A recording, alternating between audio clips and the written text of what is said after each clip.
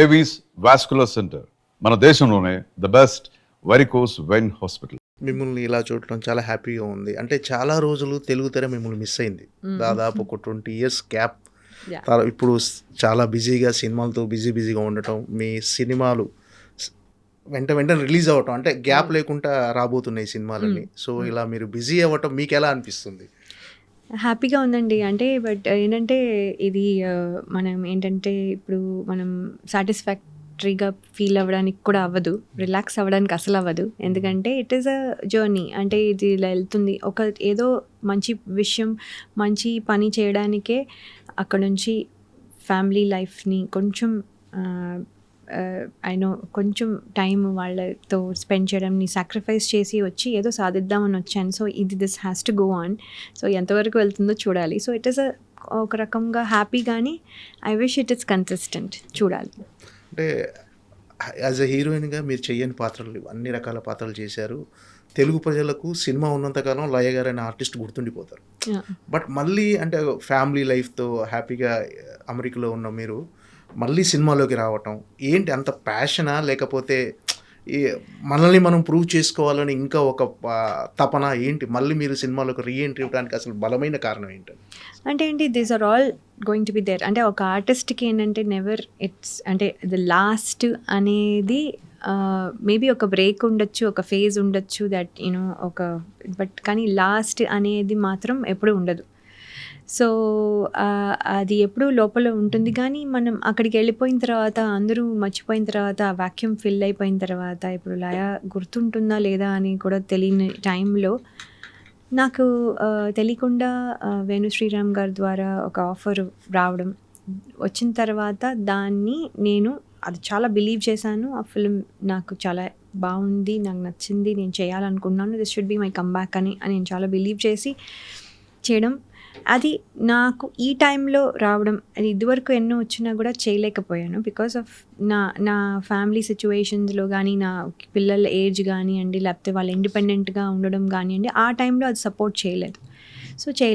So ఇప్పుడు నాకు correct టైంగా అనిపించింది. అండ్ మనం వచ్చినప్పుడు తీసుకోవాలి. సో లైక్ ఐ సెడ్, మనం క్రియేట్ చేసుకోలేం కాబట్టి ఇంకో 10 years అయ్యాక చేస్తాను అన్నప్పుడు నాకు అప్పుడు రాకపోవచ్చు. సో వచ్చినప్పుడు తీసుకోవాలి అనే పాయింట్లో ఇప్పుడైతే నాకు కరెక్ట్గా ఉంది, ఇప్పుడైతే నేను మేనేజ్ చేయగలను, everything can be fallen and everybody agreed.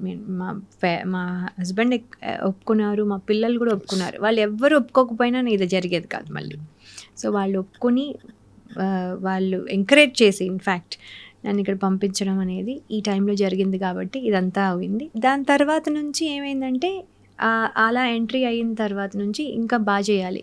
మనల్ని పంపించారు, మనల్ని నమ్మి నువ్వు నీ ప్రయత్నం నువ్వు చేయి అని చెప్పి నన్ను సపోర్ట్గా ఉండి పంపించారు. ఇప్పుడు నేను ప్రూవ్ చేసుకోవాలి అని ట్రై చేస్తున్నాను. ఉన్న ఆపర్చునిటీస్లో చేయగలను కాబట్టి సో విల్ సీ.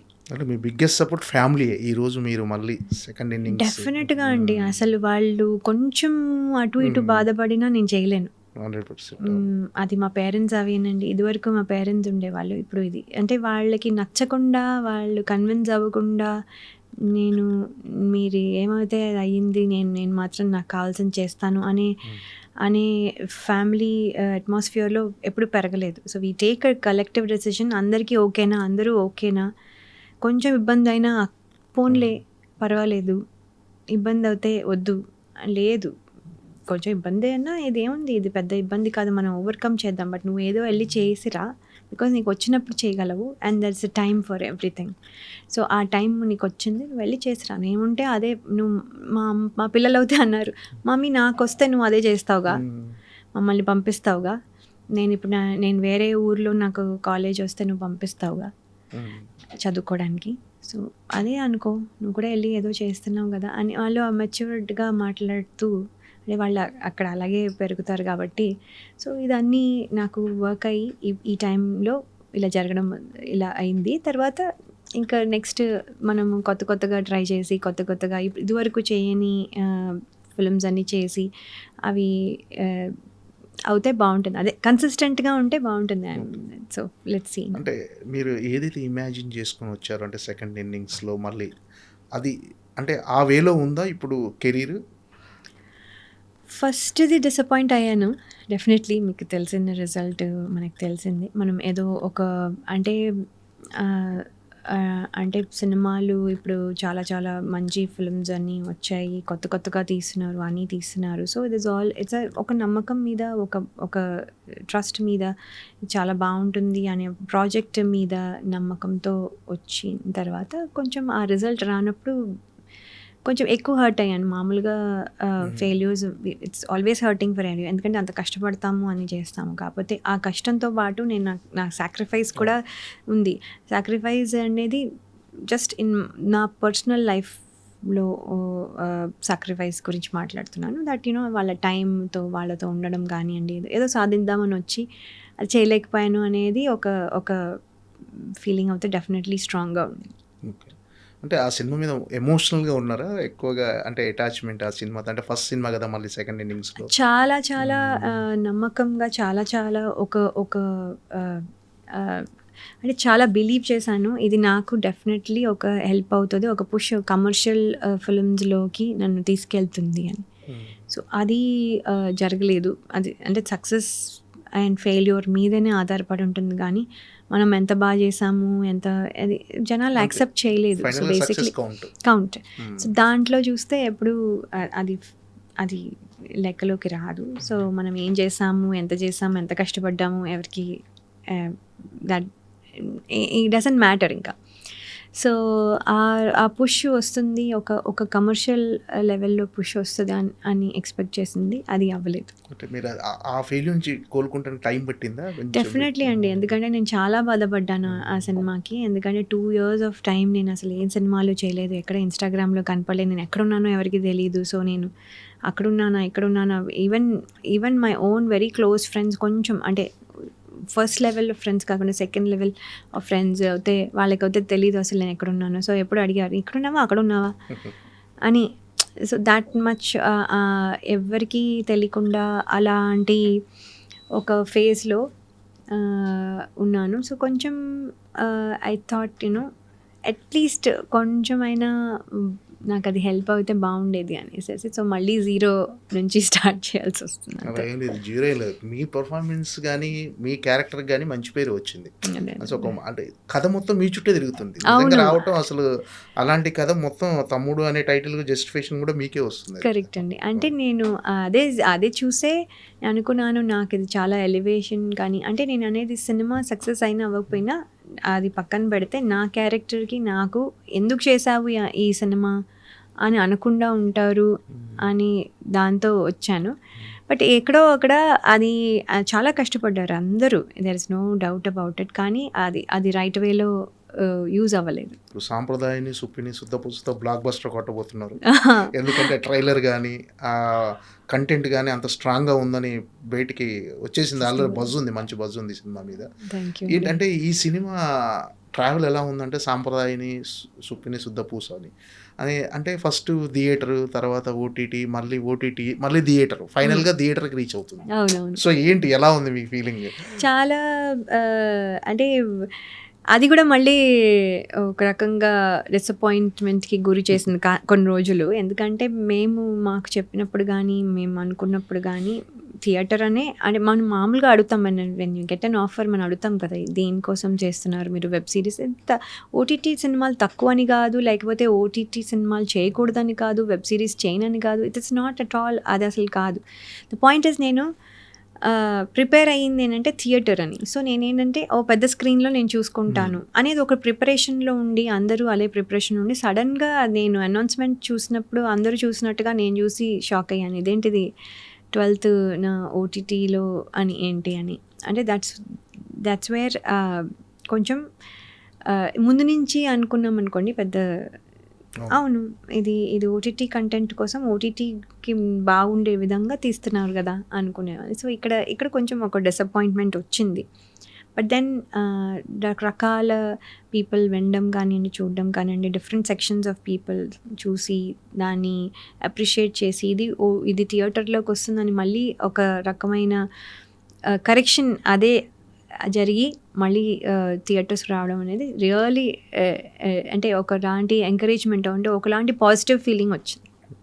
అంటే ఇది ఓటీటీలో వస్తుందనగానే మీ పాప, బాబు కూడా కొంచెం డిసప్పాయింట్ అయ్యారు. అయ్యారు డెఫినెట్లీ. అంటే వాళ్ళకేంటంటే నా సినిమాలు ఇప్పటివరకు పాత సినిమాలు అన్నీ టీవీలో చూసేవాళ్ళు. సో వాళ్ళు ఇది కూడా టీవీలో చూసారనుకోండి, ఏమనిపిస్తుందంటే ఇది ఆల్రెడీ రిలీజ్ అయిపోయి ఎప్పుడో పాత సినిమా అనే ఫీలింగ్ వాళ్ళకి కలగచ్చు. సో వాళ్ళకేంటంటే they don't want that. So అది థియేటర్లో అయితేనే అది ఫ్రెష్ ఫిల్మ్ అని వాళ్ళు ఒక ఒక ఫీలింగ్. సో వాళ్ళు ఇదేంటి ఎందుకు రావట్లేదు, వై మామ్ ఎందుకు, ఎందుకంటే అంటే సమ్ బిజినెస్ రిలేటెడ్ థింగ్స్ జరుగుతున్నాయి, సో అందుకని అవ్వట్లేదు అంటే కూడా బట్ స్టిల్ అని వాళ్ళకి అర్థం అవుతుంది కదా. సో సో వాళ్ళు అంటూ ఉన్నారు అనమాట. సో వెన్ అది మళ్ళీ థియేటర్ అనగానే వాళ్ళు ఎంత హ్యాపీ అయిపోయారు అనుకోండి. అంటే they already plans with go with friends and all that. So it's is good.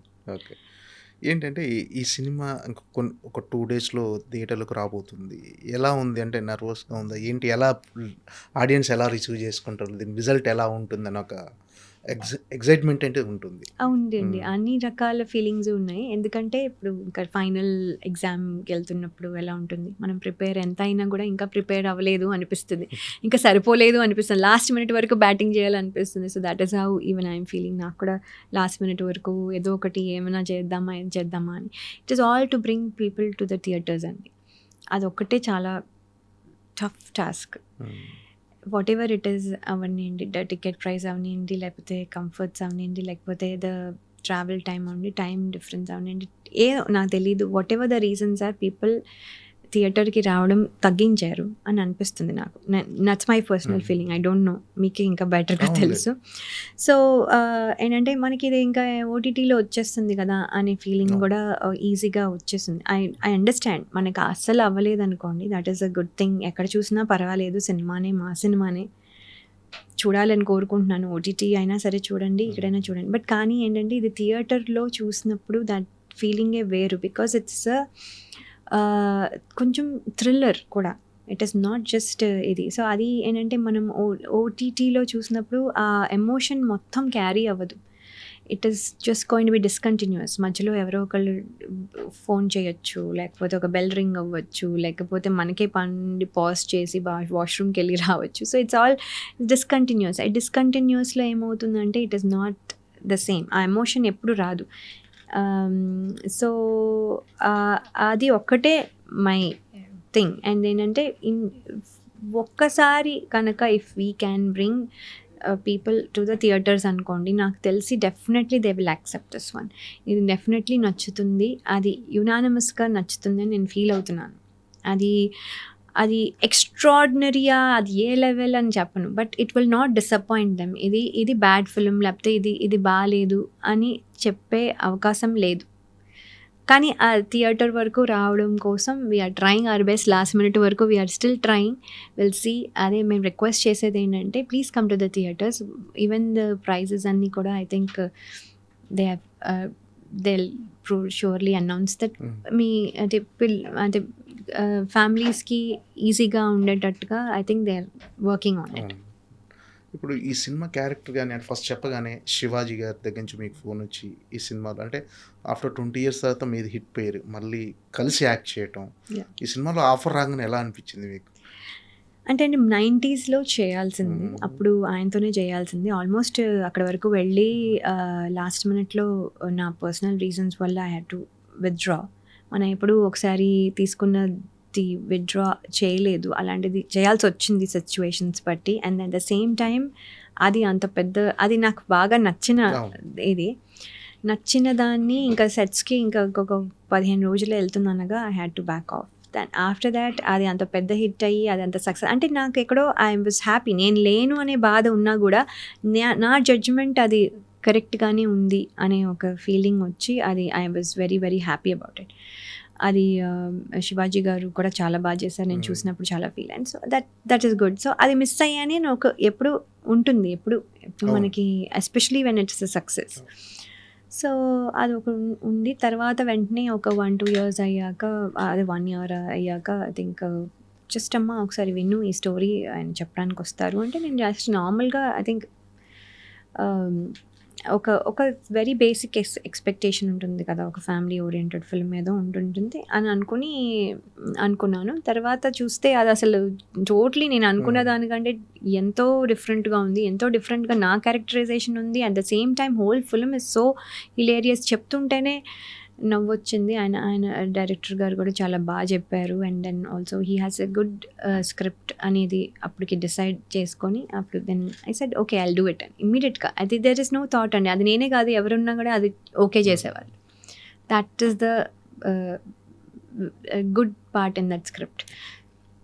So అది రాగానే నేను చెప్పాను శివాజీ గారు I want to do it అని. So again yes then will do it అని అన్నారు. అదే టు టేక్ ఆఫ్ అని అన్నీ అవ్వడానికి అవన్నీ టైం పట్టినా కూడా that is the thing and it felt very good and చాలా హ్యాపీగా అనిపించింది దట్ శివాజీ గారు వెరీ ఓపెన్గా he said let's do it అని. ఈ క్యారెక్టర్ ఈ సినిమా మీకు రాసి పెట్టింది. యాక్చువల్గా డైరెక్టర్ వేరే హీరోయిన్ అనుకున్న తర్వాత అదే నాకు ఇప్పుడు క్యూరియస్గా ఉంది ఎవరిని అనుకుని ఉంటారు అని. అంటే I don't think he will tell me, but I'm just curious ఎవరైనా అనుకుని ఉంటారు అని. బట్ ఏంటంటే so that's what I'm thinking. నేను ఫస్ట్ చాయిస్ కాకపోయినా నాకు వచ్చింది, but I want be first choice to lot of people if possible. ఆ రేంజ్కి నేను వర్క్ చేయాలి, నేను ఎదగాలి అని అనుకుంటున్నాను. I want be the first choice for lot of characters, lot of people. So let me see and how much I will do.